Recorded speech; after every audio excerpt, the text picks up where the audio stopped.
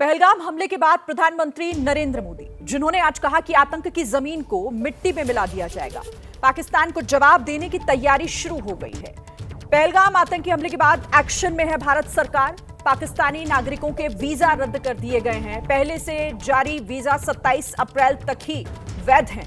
पाकिस्तान नागरिकों के medical visa 29 अप्रैल तक वैध हैं। भारत में मौजूद पाकिस्तानी नागरिकों को वापस जाने के निर्देश दिए गए हैं।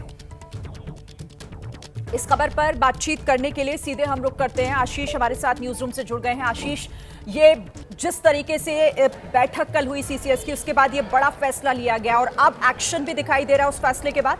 जी हाँ, बिल्कुल, आप बिल्कुल ठीक कह रही हैं। कल सीसीएस की बैठक के बाद हमने देखा कि फॉरेन सेक्रेटरी ने कैसे ये बड़ा ऐलान किया कि जितने भी सार्क चार्टर के तहत लॉन्ग टर्म वीज़ाज हम देते हैं पाकिस्तानी नागरिकों को, करीबन 200-250 लोग ऐसे थे, उन सब के वीज़ाज रिजेक्ट कर दिए गए थे। जिसके बाद ये इन्फ्रेंस शेरिंग ड्रॉ किया जा रहा था कि क्योंकि कोई कनेक्टिंग फ्लाइट दोनों के बीच में आपस में इंडिया पाकिस्तान में नहीं चलती और अटारी बॉर्डर को भी बंद कर दिया गया है, तो इन इफेक्ट दूसरे लोगों को भी वीज़ा नहीं मिल पाएगा। इस एम्बिग्विटी को भी भारत ने पूरी तरह से अब साफ कर दिया है, स्पष्ट कर दिया है कि किसी भी पाकिस्तानी नेशनल को वीज़ा नहीं दिया जाएगा। जिनको दिया जा चुका है 27 तारीख तक वैध है, अगर मेडिकल वीज़ास पे हैं 29 तारीख तक, तब तक उनको वापस पाकिस्तान लौट जाना है। इसके साथ ही आप देखिए कितना महत्वपूर्ण है कि इंडियंस को भी एडवाइजरी दी गई है कि कोई भी पाकिस्तान ट्रैवल ना करे और जितने लोग अभी पाकिस्तान ट्रैवल कर रहे हैं वो वापस आए। मुझे ऐसा लगता है ये इस ओर भी इशारा करता है कि भारत बहुत जल्द कोई बड़ी कार्रवाई करने वाला है। आप इस पर नजर बनाकर रखिएगा आशीष। बड़ी जानकारी आपने दी है कि किस तरीके से अब एक्शन मोड में सरकार सीधे तौर पर दिखाई दे रही है। देखिए, पहलगाम हमले के बाद भारत का बहुत बड़ा एक्शन भी देखने को मिला है।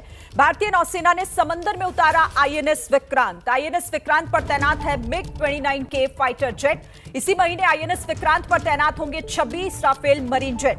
तो लगातार एक्शन अब बढ़ता हुआ दिखाई दे रहा है। पहलगाम में हुए हमले के बाद लगातार जो मीटिंग्स हुई उसमें बड़े फैसले लिए गए हैं और अब इसी के तहत भारतीय नौसेना ने समंदर में उतारा आईएनएस विक्रांत। आईएनएस विक्रांत पर तैनात है मिग-29 के फाइटर जेट। किसी भी तरीके की कोई कमी ना रहे, कोई चूक ना हो और हर मोर्चे पर पूरी तरीके से तैयारी साफ दिखाई दे रही है। इस खबर पर बातचीत करने के लिए नीरज राजपूत